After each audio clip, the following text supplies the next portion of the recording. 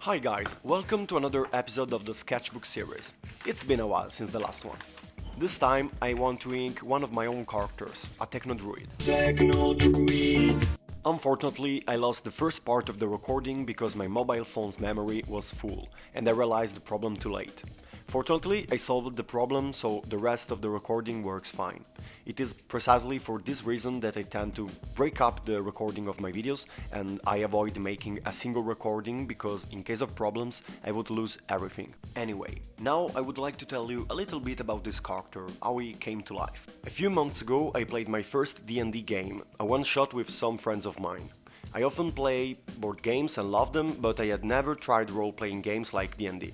As a character, I chose a Circle of the Moon Druid, which is basically a druid who can transform into different animals such as bears, wolves, birds and so on. A very cool character, and of course I drew him, but it's not the character I'm inking now.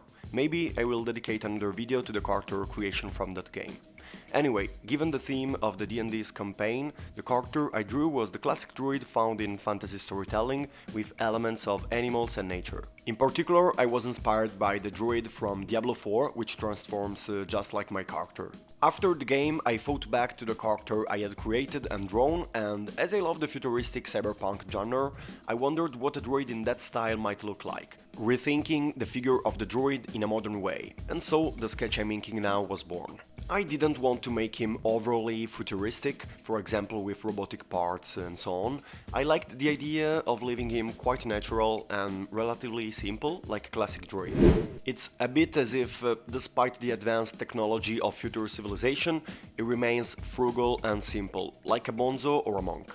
So I incorporated modern elements such as the clothes, the cigarette and the barcode on the head, but I kept the link with nature through the plant on the head and the mushrooms that are everywhere. About his power.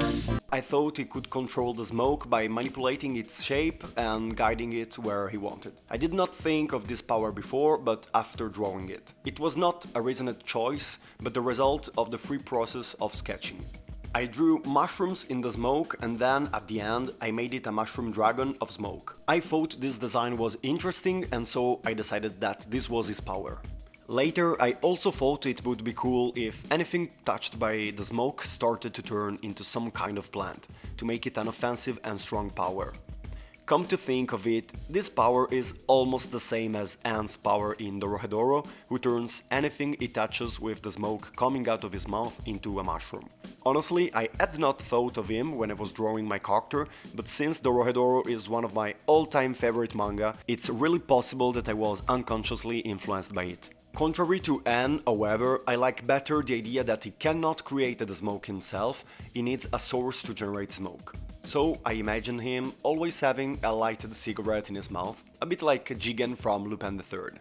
I also like the idea of the contrast between the cigarette and the natural purity typical of the fantasy druids, as if it symbolizes the corruption of the futuristic city as opposed to the purity of the woods where druids usually stand in fantasy imagery. Also, I generally prefer characters that have powers with limitations, but use their abilities creatively to be strong. I find a bit boring when characters gifted with overpowered abilities just use them in a trivial way because they are already super strong from the start. A perfect example of this is Luffy from One Piece. Initially, he only has the ability to stretch his rubber body, which is pretty poor compared to elemental powers, for example, but then he starts to use his powers in more original ways, such as pumping his cardiovascular system, which is made of rubber.